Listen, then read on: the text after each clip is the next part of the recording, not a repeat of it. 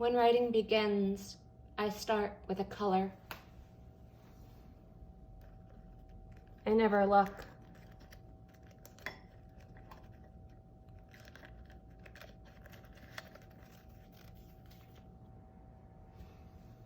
Today, we're working with something like magenta.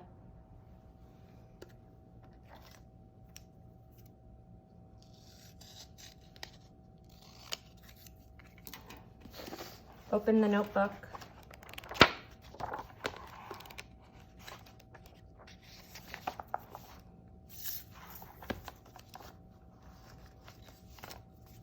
I always begin with some type of color meditation.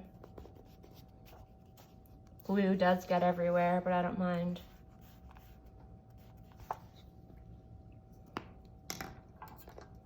I think today's date is November 23rd. And the color code is MQ.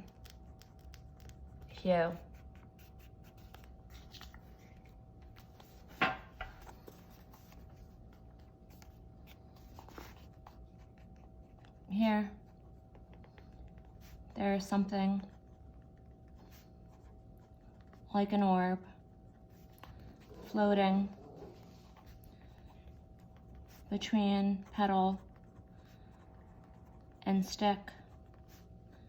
I think of all the scratches I endure,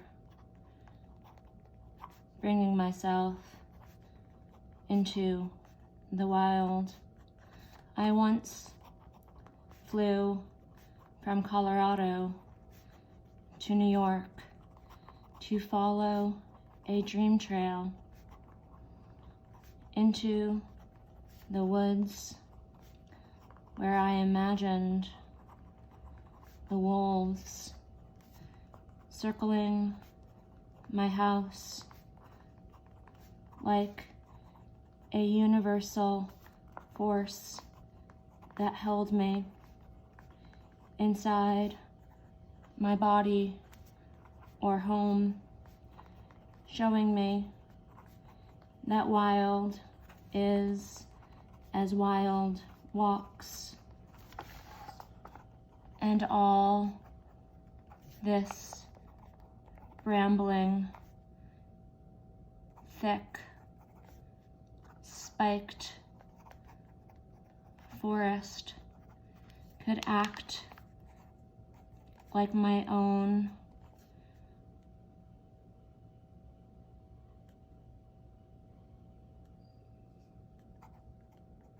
human limbs. Like if trees know how to grow and not force themselves too close, then I too can find some magnetic magenta edge that tells me I am the edge of petal and thorn, and it's okay to protect all of our sweet soft spots. Miss Lynch pulled a pink paper to cover my art history test.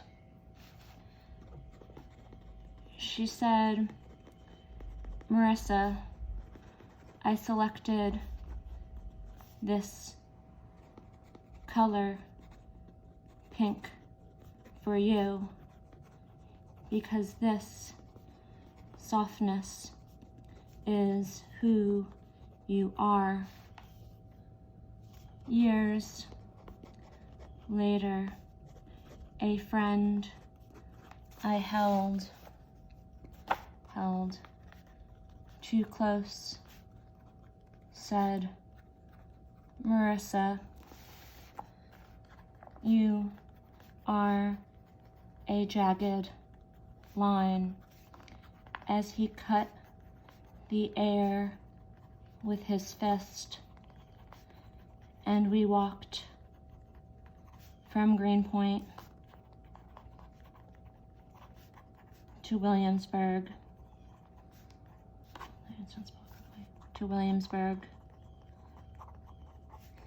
in search of the train that brought us to work. And I think, how was it I traveled so far from that pink, soft place to find my jagged ways no different than the city cracks I understood, both for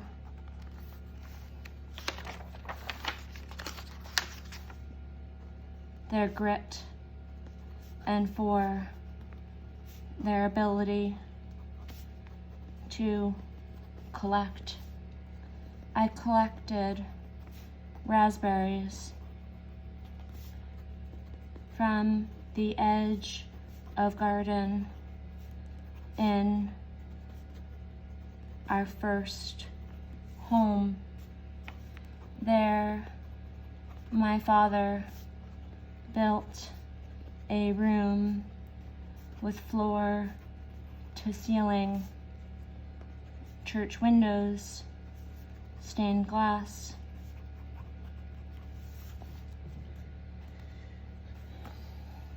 Our entire house was built from the inside of a church that someone knocked down, and now, so many lives older, a friend says, your house is like a church. And I guess we really don't truly leave childhood. It's just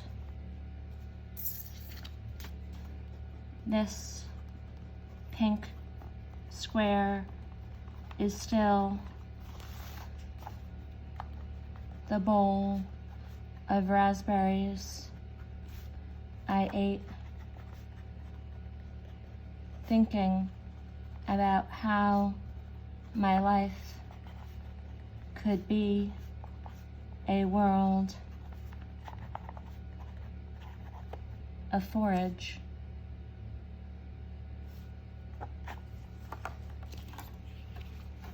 When I get to the collage, I'm going to look for this magenta hue.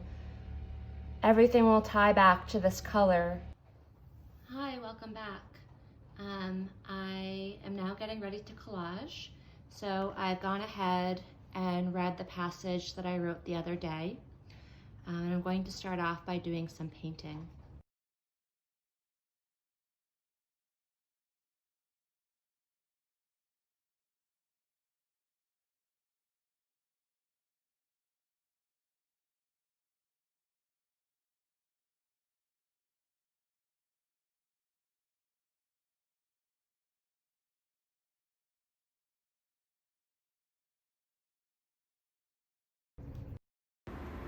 Water.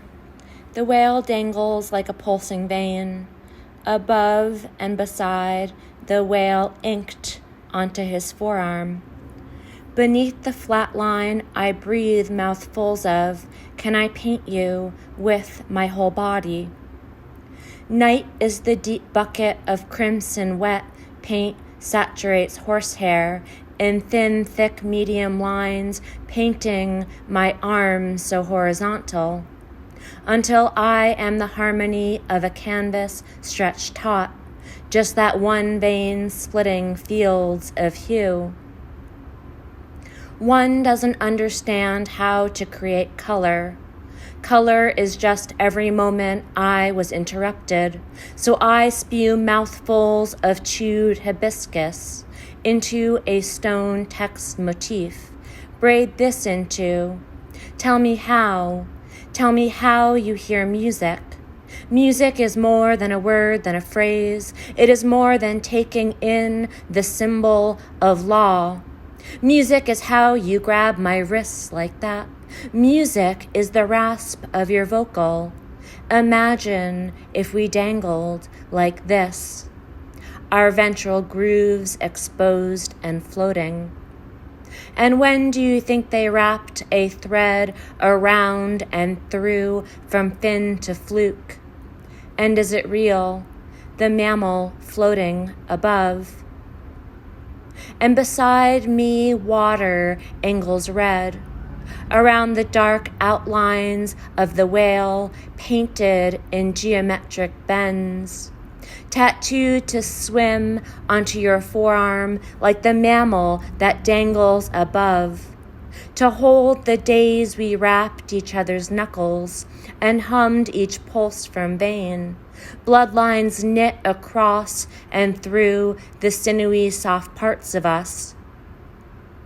I want your mouth to shape water. Why water? The sound of water is safe, a sound that me and my skin secures the girl who wanders. She wanders through any portal that fits her astral ways, so far from blood and flesh and closeness. Water secures self into lacework of blood and flesh, and in water my eyes no longer a portal, no longer a way for the soul to slip through. Here, water submerged in wet paint on the inlet of back, and we emerge from hand and wrist, and we submerge into the softest part of thigh. And I am water breathing full, water breathing breath, not solely mine, but breath entering every pore. Water, a space for toe and tooth, in water where fingertips trace ecstatic inside the blue walls. Water pierces every nerve ending, some type of electric eel swimming into and through a fragile skeleton frame. Water, can a word be a painting? Water, can breath be a word? Water, is that your dimple my thumb has found, working its way into your every? I snap and unsnap and snap a cheap metal clip at the bottom edge of jacket. Are the blue walls supposed to be water? And here no one is watching, and I think be tender, water, be loud, water, be breath, water, water through every glistening gill, water so we glow soft, softer, softness, water for a riptide, water to float in a sparkling daze, water to find where the moonlight ripples, water and the whale, water where we dangle. That was Tongue of the Ocean by Marissa Anne Ayala.